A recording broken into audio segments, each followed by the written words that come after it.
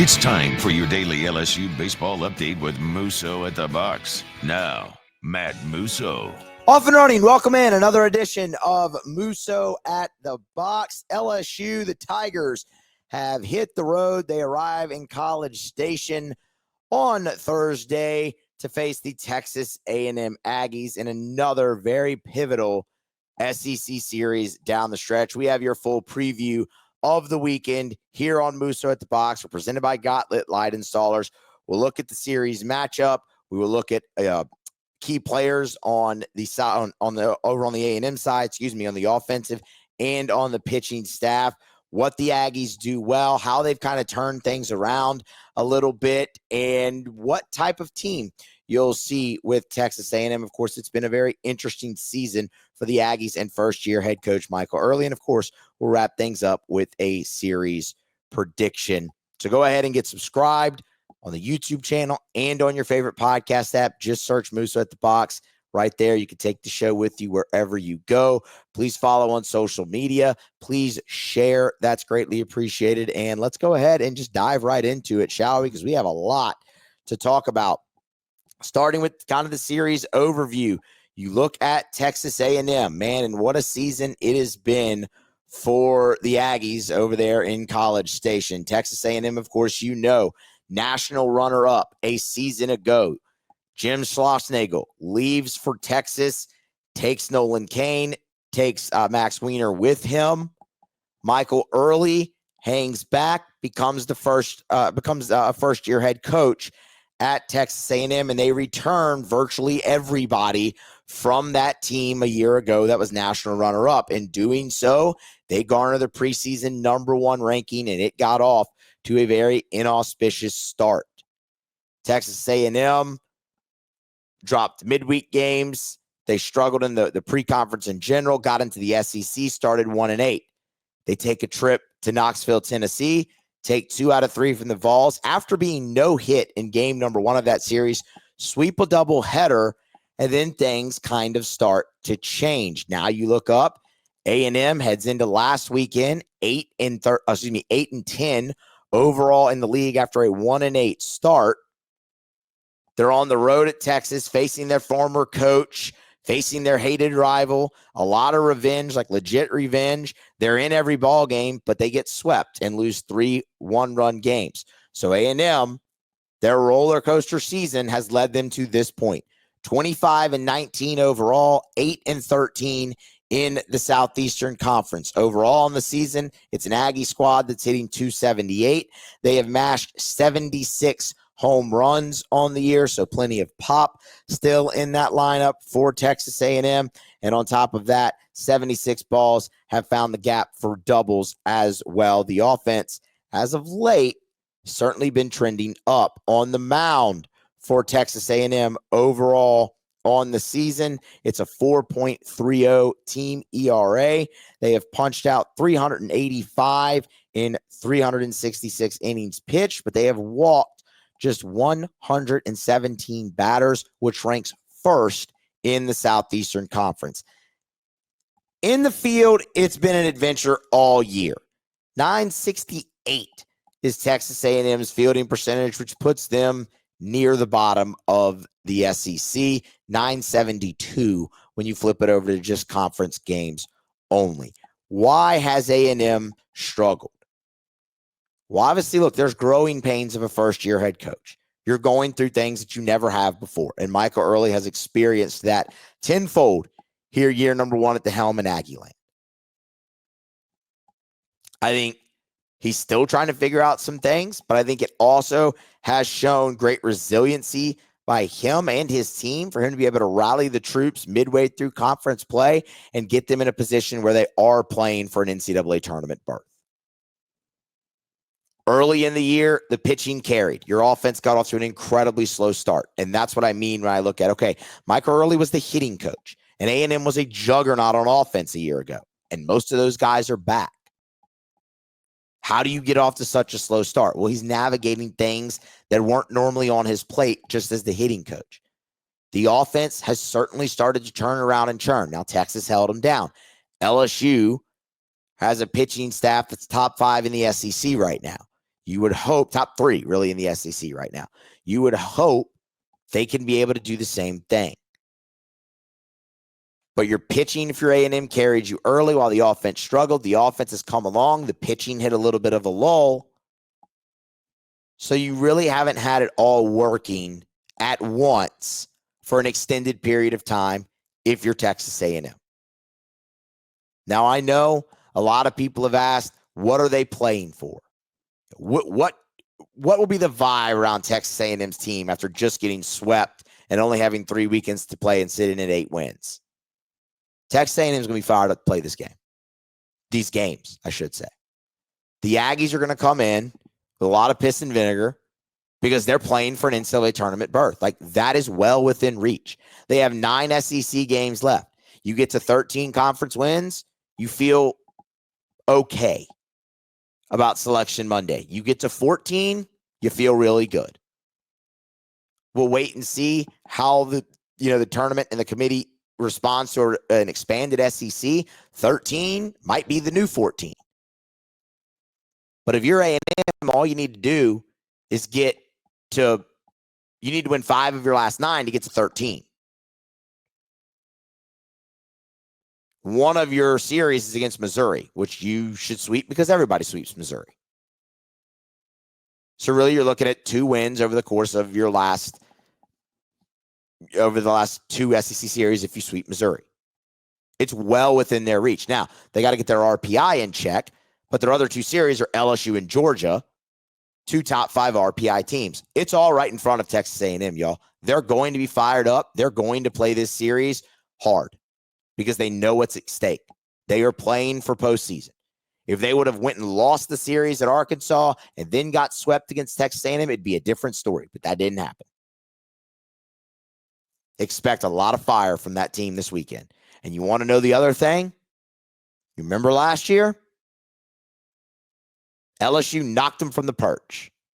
And y'all, this is the exact inverse of a season ago. LSU is ranked number 2 in the country. A&M a year ago was ranked number 1 when they came to the box. It is the exact same weekend on the calendar. LSU won game 2 on May 4th. I know that because I was at a wedding, which has now become lore with some of you people that listen to this show. Shout out Jordan and Ryan. And you look at this here, it's May 1st. May 4th is the final game of this series. It is the exact same weekend. And this time it's LSU ranked number 2. This time it's LSU steamrolling towards the postseason and a national seed, and Texas A&M fighting for their NCAA tournament life like LSU was a year ago. And you saw what happened. On the road, A&M dropped it, and LSU took it at home. That alone should be enough to give you respect for the weekend that you're about to see. So what might it look like on the field? Well, that's where we can dive in to our pitching matchups. For LSU, game number 1, it will be Cade Anderson. Start 12, 11, appearance 12. He is 6-1 with a 3.76 ERA, 64 2/3 innings pitched, just 16 walks, 102 punch-outs. The opponent hits 224 off of Cade Anderson. He was brilliant against Tennessee a week ago. 7 1/3, got you into the 8th, punched out double digits. Cade Anderson was awesome yet again. Gave up 2 earned, but really it was 1. I mean, the inherited runner was allowed to score when he was near the end of his rope. But what he did fantastic was keep the ball in the ballpark. He's going to have to do that again this week against Texas A&M. 76 homers. Now, I will say, Bluebell Park plays fair. It's one of the more fair parks in this conference. But Cade Anderson's one bugaboo this year has been the long ball. When he keeps it in the park, he is damn near unhittable. He's awesome. The other thing I like is Some of A&M's best hitters, and you'll hear me reference this again later in the show, some of A&M's best hitters are left-handed. That should play into the hand of Cade Anderson if you believe statistics and splits and you're big on lefty-lefty. LSU and Cade Anderson will be opposed by a very familiar name, and that is Ryan Prager, lefty pitcher for A&M. This will be appearance 12, start 12. He's 2-3 with a 4.04 ERA, 62 and a third innings pitched, 15 walks, 54 punch outs. The opponent's hitting 258. One of the first thing that jumps off the page at you there, more innings pitched than strikeouts.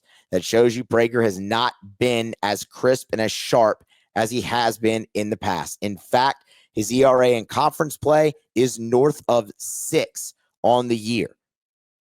We'll get you the exact number, 6.23, and he is 0-3 in SEC play. Now, a week ago at Texas, he looked like his old self again.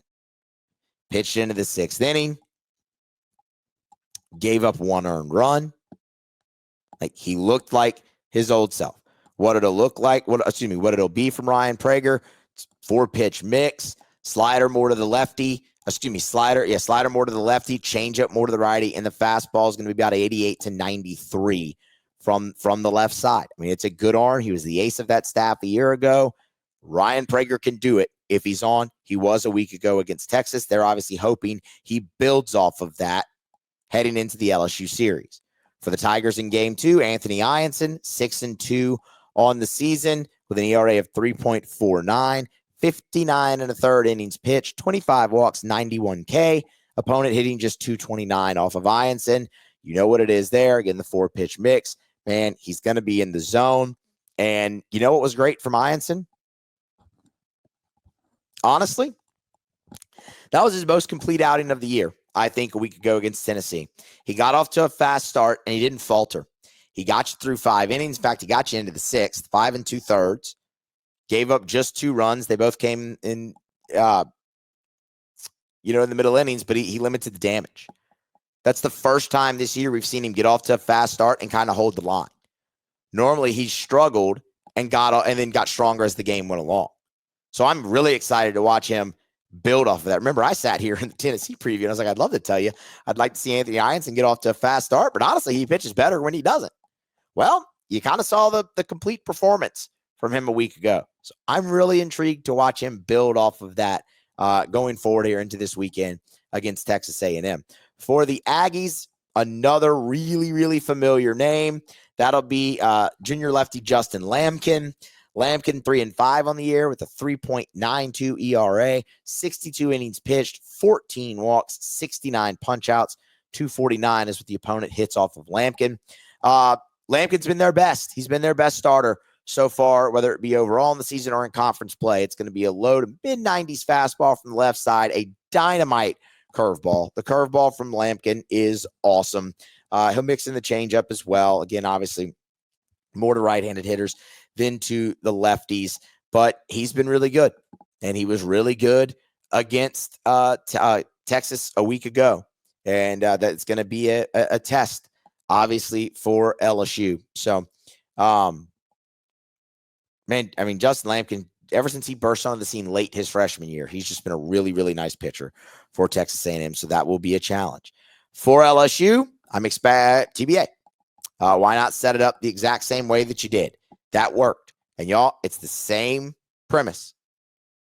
If you can get through those first 2 games and not expend, not tax, not use up Zach Cowan or Kason Evans, start them. Start them on Sunday. Absolutely. Evans specifically, because I like Cowan more out of the bullpen at the back end. Veteran presence. I like him more in the bullpen. So really, if you can get through the first 2 games without using Kason Evans and you have him available, start him 100%. If not, if you need to use him to win a game in the first 2, you absolutely do that. And you approach Sunday with what's left. For Texas A&M, it will be lefty Miles Patton. Miles Patton is a transfer from Long Beach State. He's not an overpowering guy. He is 3-3 on the year with a 4.84 ERA, 57 2/3 innings pitched, 64 punch-outs, just 12 walks. The opponent's hitting 267 off of Patton. Like Prager in SEC play, the ERA is north of 6. He's really kind of been a roller coaster. He's had some really good outings, but also in conference play this year, he's given up 7 earned twice. So it's interesting. Again, not overpowering. The fastball is going to be about 88 to 92, but it's just one of those high spin rate that has a lot of ride, and it plays very well up in the zone. And he leans on that pitch a lot. There's a breaker. There's other things that he can mix in, but he leans on the fastball a lot, and it's a really good pitch, especially when he's got it working up in the zone. But again, kind of a roller coaster there on Sunday, like you expect normally in college baseball. I mean, that is the norm. We always talk about the importance of having 3 starters, but in reality, the norm is, well, not too many teams have that. LSU is one of the best teams in the country. So is Tennessee. They both had TBA, a week ago. So we'll see ultimately how that plays out. But that's your starting pitching matchups. Let me remind you quickly about Gotlit Light Installers, and we'll get into the rest of this series. Gotlit Light Installers, GotlitLights.com. Expanded from just the Christmas lights. Use them, obviously, for the Christmas lights come winter. That's a great service. Custom design, cut to fit. They come install, maintain, tear down, and store your lights. They can do the same thing now, though, for temporary outdoor lighting for your private events, like a wedding. But graduations is where I really want to hone in. Y'all, it is May 1st. Graduation month is here. I know plenty of you have grads in your family. You might be throwing them a party. You need some lights. Gotlit Light Installers, GotlitLights.com. Very similar to the Christmas lights. You custom design.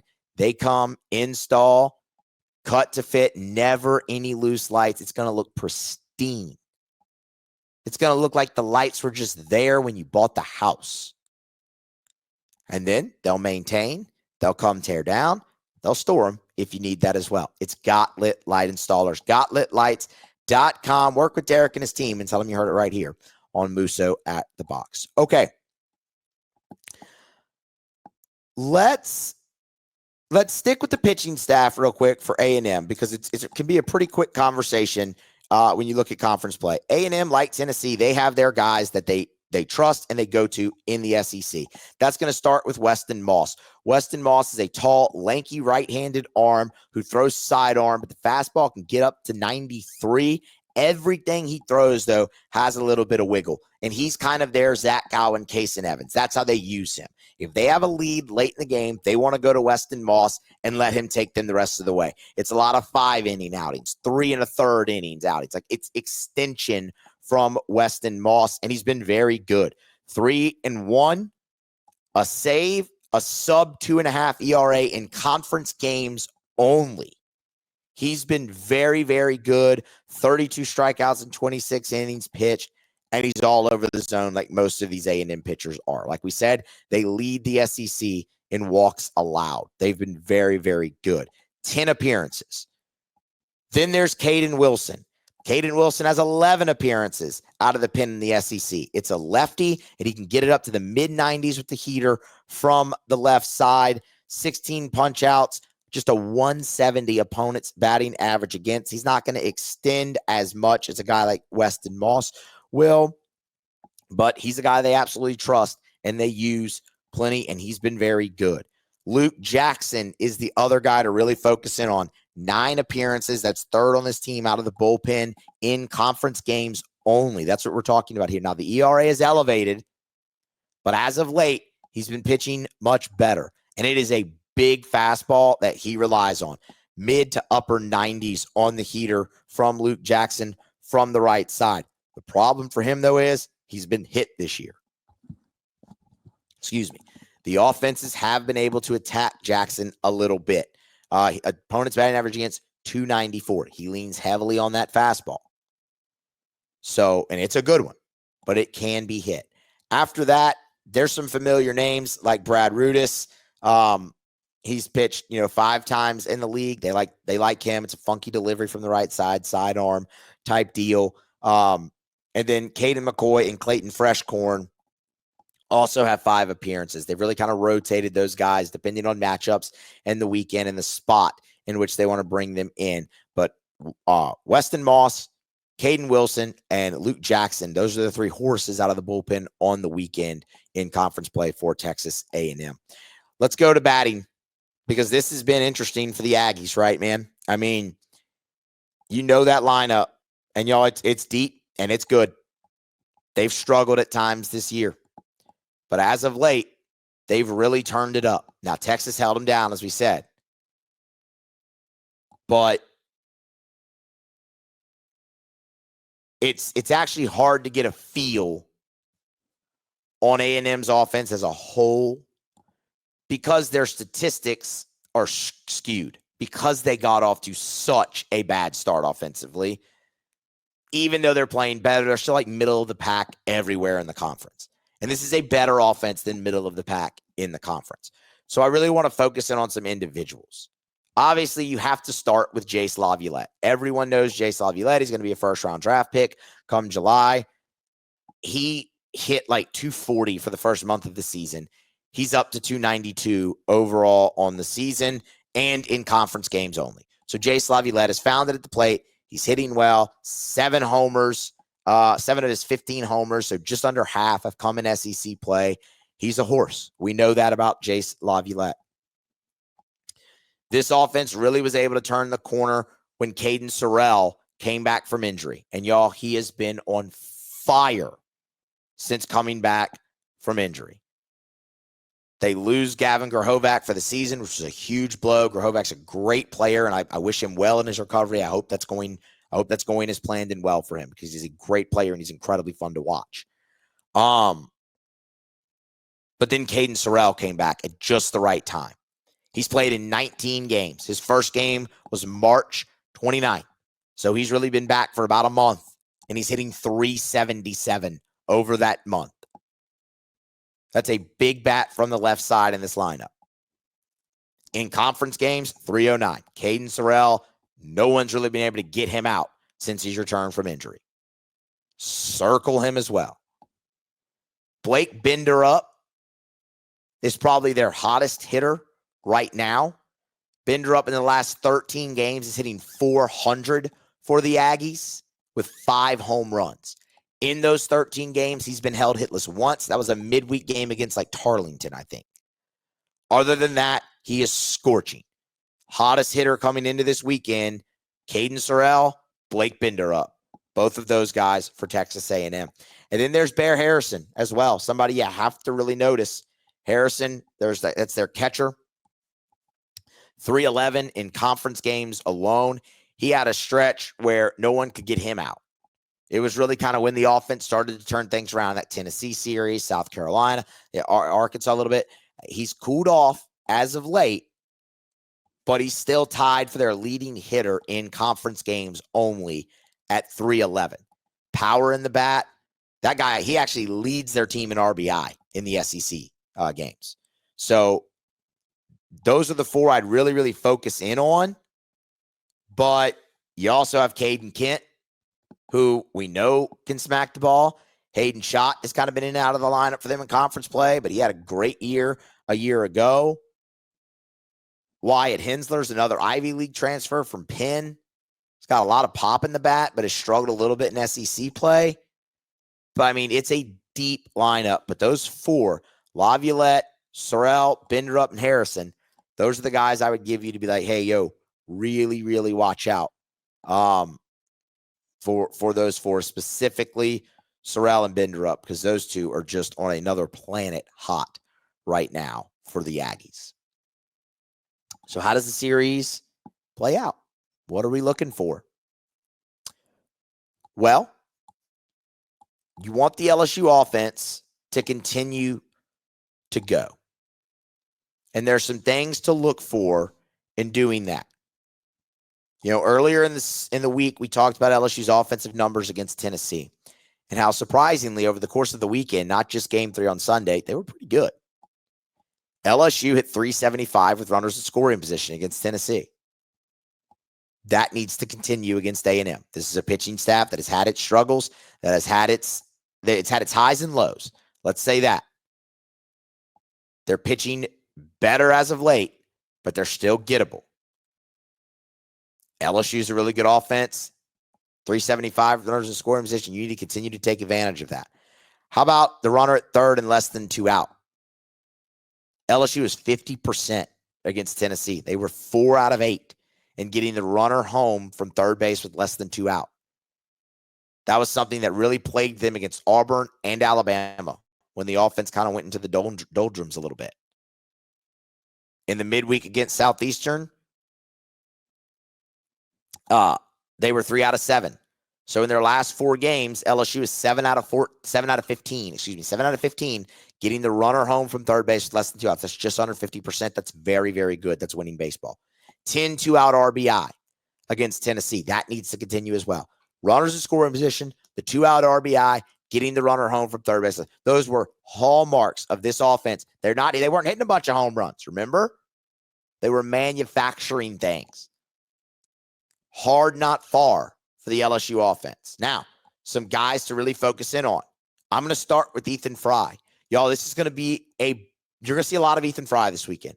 That's a left-handed heavy pitching staff. You're going to see 3 left-handed starters. I would not be surprised if you see 3 starts from Ethan Fry at DH. He is better against left-handed pitching than he is against right-handed pitching. The splits are what they are. We talked about Wilson, the big left-handed reliever from Texas A&M. Ethan Fry on the season, when you look at it, it's hitting 343. Yep, those numbers dip in conference play a little bit. But the advantageous matchup is him against the lefty. And you're going to see a lot of lefties. Ethan Fry needs to be big this weekend for LSU. Jared Jones needs to continue on what he's doing. He hit 333 a week ago against Tennessee over the course of the weekend. He needed that badly. Went yard again on Tuesday night. He needs to stay hot. Keep it going.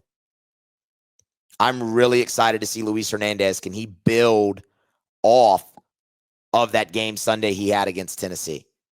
And then, y'all, Stephen Milam. Is this the weekend that Milam breaks out of the slump? If it is, that's going to be so massive for LSU. That's going to be so, so massive for LSU if it is. You know it's in there. You've seen it already once this season. He slumped. He broke out of it. He's slumping again. Down the stretch, when LSU's playing their most meaningful baseball, is really when you need Monster to break back out of it. He is below the Mendoza line in conference play. But you know it's in there. You know what kind of player you have, and it's just a matter of time. And if this is the weekend, he has the capability to pace LSU's offense. If this is the weekend.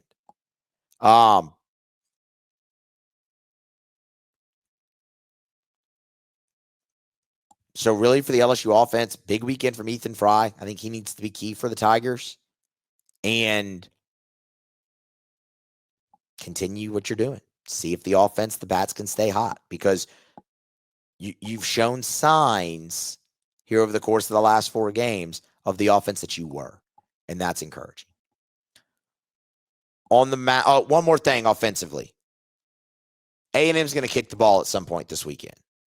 The statistics, the sample size just shows that. Take advantage of it. Take advantage of it. Set the tone. You get to bat first. Take the crowd at Bluebell out of it because they're a raucous bunch. And that place, you get on the wrong side of things there, and it can spiral on you. Which brings us to the pitching staff. Throw the ball over the plate.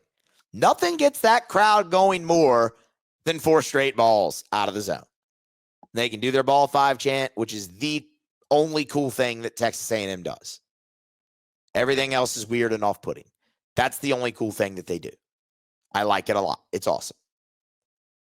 And you talk about something that can actually get in your head on the mound. So throw the ball over the plate, specifically out of the bullpen. But what I also think is huge, again, keep the ball in the park. But as we stated earlier, Bluebell Park is one of the most fair places to play ball in this league. The dimensions are very similar to the box. It can play big. It can play small, depending on what the wind's doing. I would say Bluebell, Alec Box, the Dish over in Austin. Florida's ballpark's pretty fair as well. Those are probably the 4 most fair parks in the league. LSU has been awesome this year at keeping the ball in the park. They've given up the second least amount of home runs in the league. They held Tennessee to 1 all weekend. Throw the ball over the plate, though. And that's been a problem at times for LSU, specifically in the bullpen. You want to get that place jumping. You want to give that offense momentum. Throw 4 straight out of the zone. That ain't a fun experience. Talk to people who have played there, who have pitched on that mound. That is not a fun experience.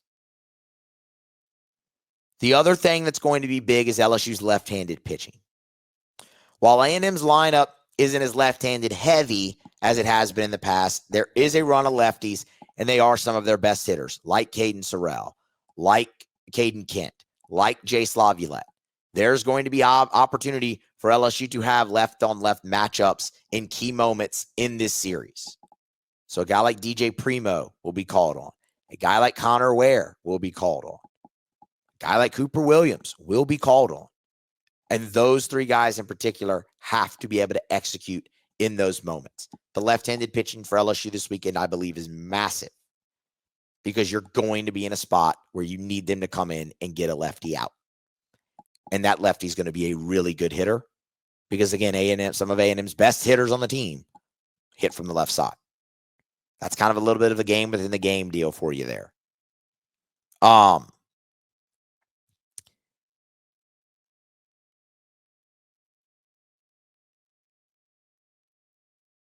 And build.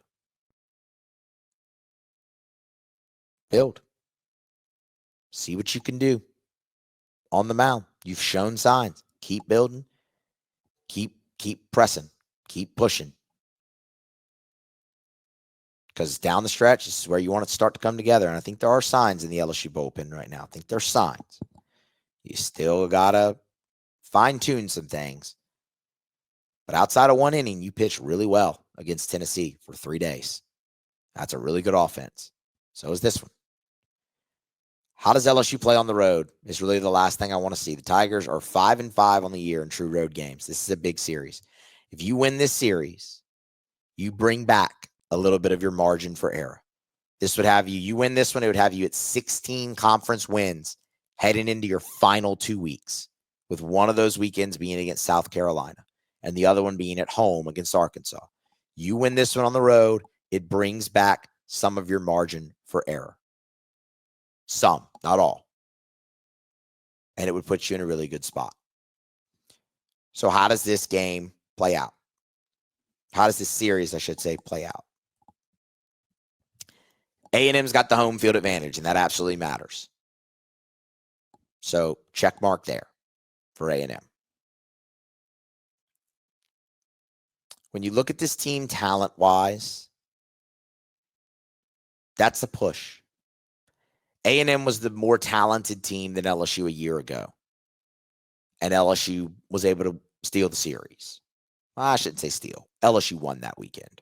They played really well those first 2 days. The teams are much more even talent-wise this year.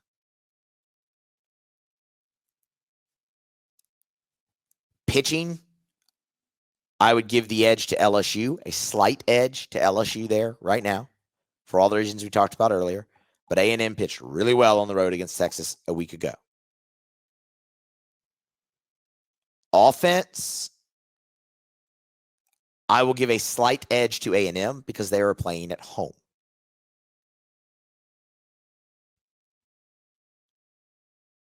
Coaching is not even a competition. That is absolutely squarely in LSU's corner. Jay Johnson is a more experienced coach than Michael Early. He's won a national championship. He has taken multiple programs to Omaha. And Jay has had a knack for pushing the right buttons so far this season. Whether that be Ashton Larson, whether that be Dalton Beck, it's worked more often than not for Jay this season. So if you were tracking those right there, it should give you your answer. I like LSU. I like LSU in the series. I think they win 2 out of 3. Not sure exactly which 2, but I think they win 2 out of 3. I like them in game 1. LSU is 6. I mean, they've lost 1 game 1 all season, and that was at Auburn. But on the road, the last time you were true road game, you got swept. So how they play, that's going to be big. But I like LSU to win game number 1 behind Cade Anderson and then win one of the next 2 in order to take the series. And I'll tell you a big reason why is I like the pitching advantage a little bit, and I really like Jay Johnson in your dugout as the head coach in this series. We'll see how it plays out. You know, we'll have you covered. Full weekend, live reactions, a full weekend recap on Sunday. Keep it locked right here. Musso at the Box, presented by Gotlit Light Installers. Subscribe, YouTube, and on your favorite podcast app. Please share. Smash that like button on your way out. Be here next time for more on Musso at the Box.